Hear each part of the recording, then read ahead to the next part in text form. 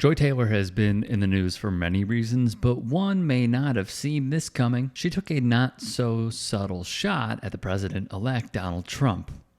After a segment on the Kansas City Chiefs' Patrick Mahomes, with the topic being, if he wins a third straight Super Bowl, how does it affect his legacy? Taylor would say this. First things first, let's recognize her co-hosts, that being Basketball Hall of Famer Paul Pierce and former number one pick, 10-year NFL pro Keyshawn Johnson from Mediaite. Here's how it went down. Taylor would argue that should Mahomes and the Chiefs seal a victory over the Bills, they could be in the same regard as Tom Brady and the Pats during their dynasty. She would emphasize that those conversations are premature until the Chiefs pull off the NFL's first ever three-peat. So basically, Keyshawn would hear this and would say, it's okay to jumpstart those conversations. It's totally fine no matter what happens as a result of the 2024 playoffs. Joy would obviously disagree and then utter the following line, which caught a lot of people's attention. I mean, you could talk nonsense if you want to. It's a free country for a couple more days. This was prior to the inauguration, of course. And I think what it puts in perspective is how much she despises Donald Trump. And how I am also okay with it, especially on Fox Sports, of all places. But there would be another topic that came up. Hey guys, quick break in the action. I have a new show coming out called The Rick Strom Show. It is going to be awesome. I'm interviewing musicians, athletes, producers, writers, journalists, authors, sports doctors. Go check it out at youtube.com/@TheRickStromShow. Also be sure to throw me a follow on Instagram, Threads, Blue Sky. It can all be found in the description box below. Thank you. And as of today, TikTok is back.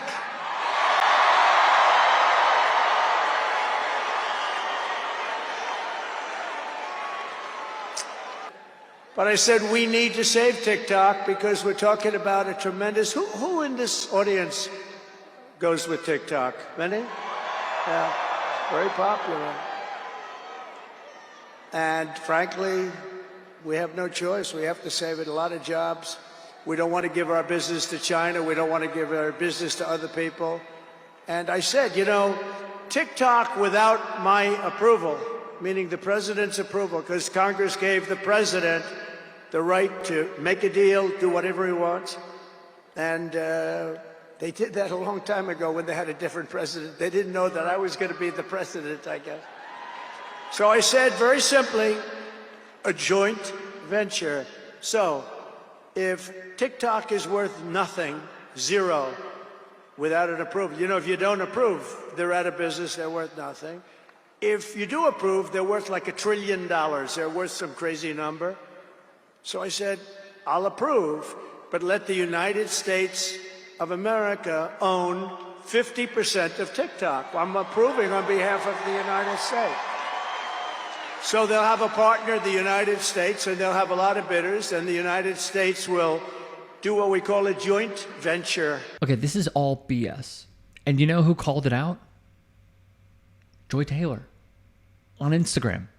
She'd referenced this article, which was posted by NPR in August of 2020. The writer is Bobby Allen with a Y. The headline reads, Trump signs executive order that will effectively ban use of TikTok in the U.S. She would caption it this: make a problem, let people forget you started it, take credit for fixing a problem you created to make yourself look good. We are embarrassing. Yeah, we are. There's a few things before we proceed. First, she is right that this is a problem that he created. He was the one who called for the banishment of this app because of the boogeyman that is national security concerns.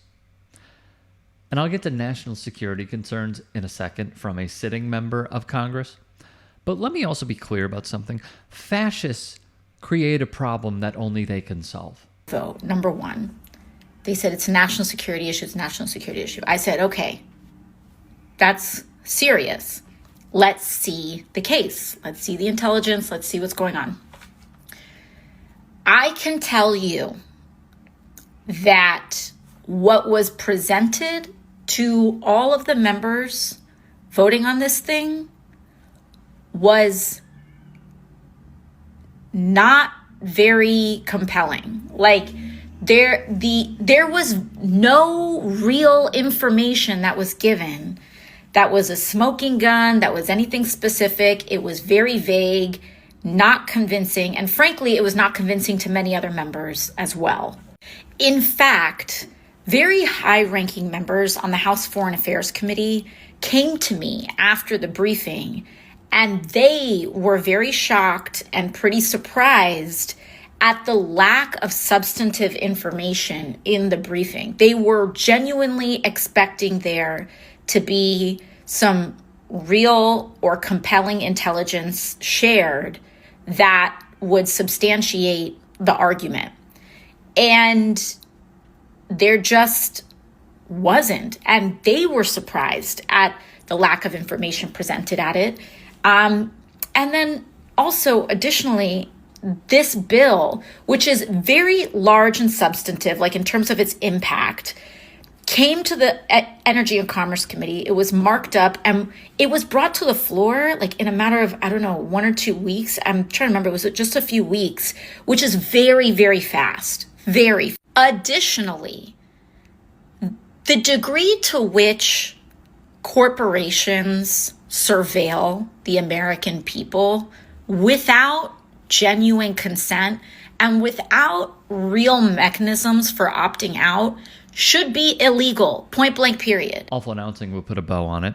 As for how we got here, it's worth noting that Trump's initial attempted ban of the platform due to those, in quotes, national security concerns never even had a lot of teeth, with former President Joe Biden signing an executive order of his own, negating it after taking office months later. Efforts to ban it, however, would reemerge when Congress passed a bill that banned it completely in the U.S. unless it divested from ByteDance, which also goes to show how much of a facade the argument of free market capitalism is to Republicans, and, to an extent, many, many Democrats. Yeah, pick you up by your bootstraps. Yeah, this country values a free market economy unless they don't have a stake in it. Let's be clear. We will allow you to become a billionaire unless you support us. That's all that this is. And I'm really curious to see, because of what we saw from the platform when it was shut down, how they thanked President Trump for his efforts, even though he's the one who wanted to ban it, and then thanking him again when the app came back. The brown-nosing that was going on. My God, what did you guys allow him to do? What stake did you allow him to buy? How does he benefit? What deal did y'all broker for you all to suck up to him the way that you did? The most used app in the world, social media app in the world, thanked him twice. It reminded me of when Americans had to wait to get their stimmies because Trump wanted his signature on them. Damn, it's disgusting, man. Politics is gross. They would go on. As Trump's second inauguration approaches, SCOTUS unanimously upheld the ban, further cementing the likelihood of it becoming unavailable. Trump, who has since become an advocate for it, where he's grown increasingly popular in the time since his first term. That is true. He left with an abysmal approval rating. He signaled that he would take steps to keep the app available, which the platform noted in their messages. From Ban Axelrod, TikTok was available, blah, blah, blah, which included plans to sign an executive order delaying the ban. So that's the other thing. He's probably going to ask for more, or a deal has already been worked out. According to NBC News, Trump said he would like the U.S. to have a 50% ownership position in the joint venture to keep it alive in the country. Again, what deal did they broker? Because I believe it has already been completed. If you can and are willing, please become a paid member here at TYT Sports. And or go to tyt.com/join. In addition, you can follow me on Twitter, Instagram, and TikTok. Appreciate it. Have a great day.